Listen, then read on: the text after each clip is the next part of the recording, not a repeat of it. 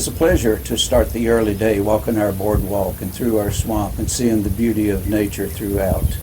Here at Trout Lake Nature Center, our staff is prepared to start early in the morning in order to welcome the children that come for our nature-based education programs. We get to stroll all the way down to our lakes in order to catch different aquatic creatures so that we can supply them as teaching tools and use them for the education purposes of the children. We do this in the mornings before the children are due to arrive, usually by 2 hours ahead of time, which gives us plenty of time to be ready to welcome the children, which is a joy for all of us to see every time.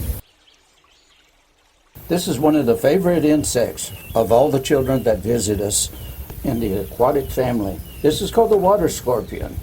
And yes, with a name like scorpion, it does sound foreboding for the first time to most children until they understand that the front two legs fold just like a scorpion holds its claws. So it really just has that particular shape.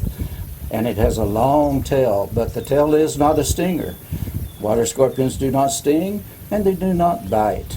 And so we welcome the children to hold them and let them crawl around. They do like to stay wet, however, so to be a good biologist in charge of a living thing, you always keep it wet, and it can never be too wet. The water scorpion is unique because if you put it under the microscope, what you see as one single long tail actually is two tails. So it really doesn't breathe through its butt. It actually grew a second tail to act as an air tube.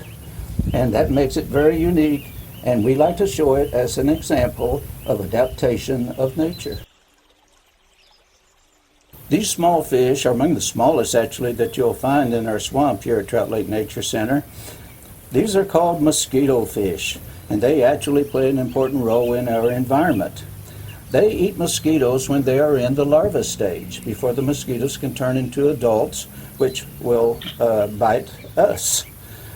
They actually have an official name. They're called Gambusia, and they've been around a long time, but apparently they're not in all parts of Florida.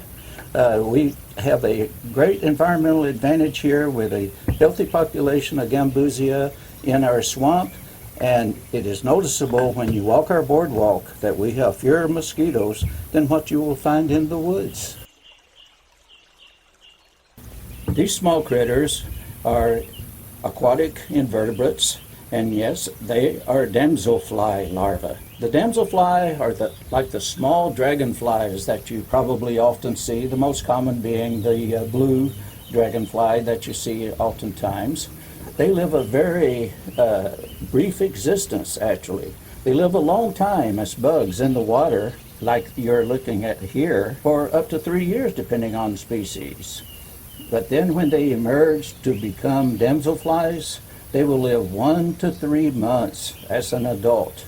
So it's kind of a life cycle that is not the most attractive, not in the adult stage, but in the adult stage, obviously, they're laying their eggs for the next generation.